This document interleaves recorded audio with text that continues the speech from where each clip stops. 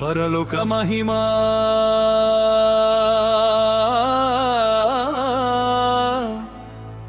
దేవుడు వారి కళ్ళలో నుంచి కన్నీళ్ళన్నీ తుడిచి వేస్తాడు అప్పటి నుంచి.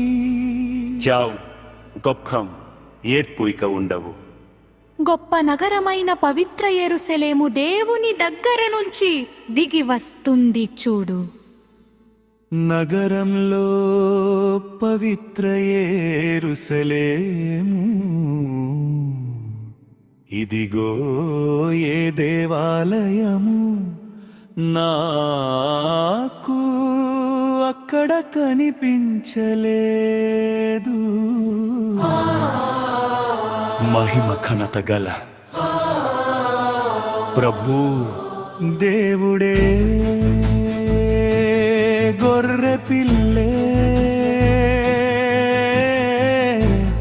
నగరం మీద ప్రకాశించడానికి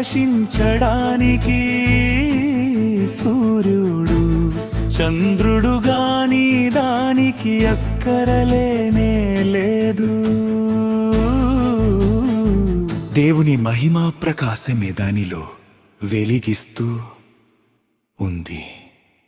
గొర్రె పిల్లే దానికి దీపం, గొర్రె పిల్లే దానికి దీపం, గొర్రె పిల్లే జీవ గ్రంథంలో రాసి ఉన్నవారే దానిలో ప్రవేశిస్తారు.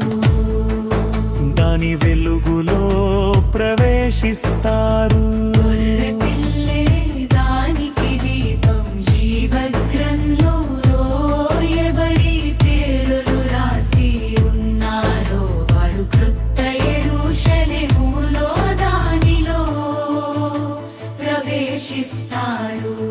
అల్ఫాను ఓమేగను, ఆదిని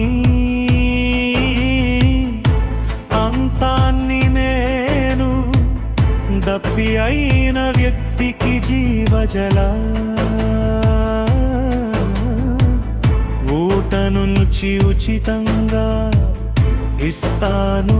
జయించే వ్యక్తి అన్నిటికీ వారసుడవుతాడు. నేను అతనికి దేవుడయ్యి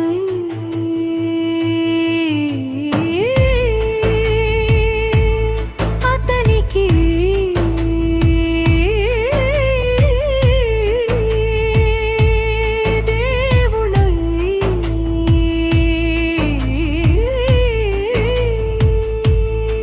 ఉంటాను. అతడు నా కొడుకై ఉంటాడు. ఇది దేవుని వాగ్దానం.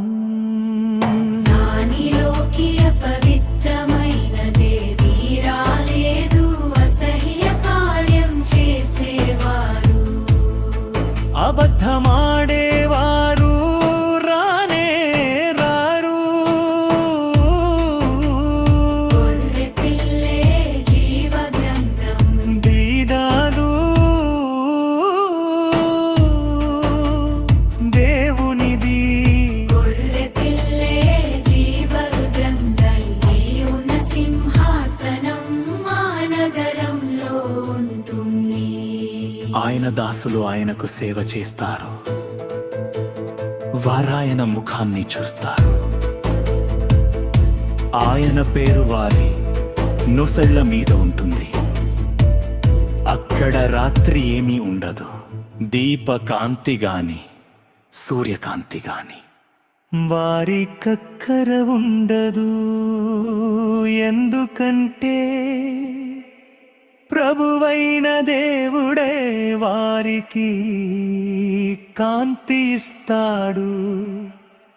వారు శాశ్వతంగా రాజ్య పరిపాలన చేస్తారు.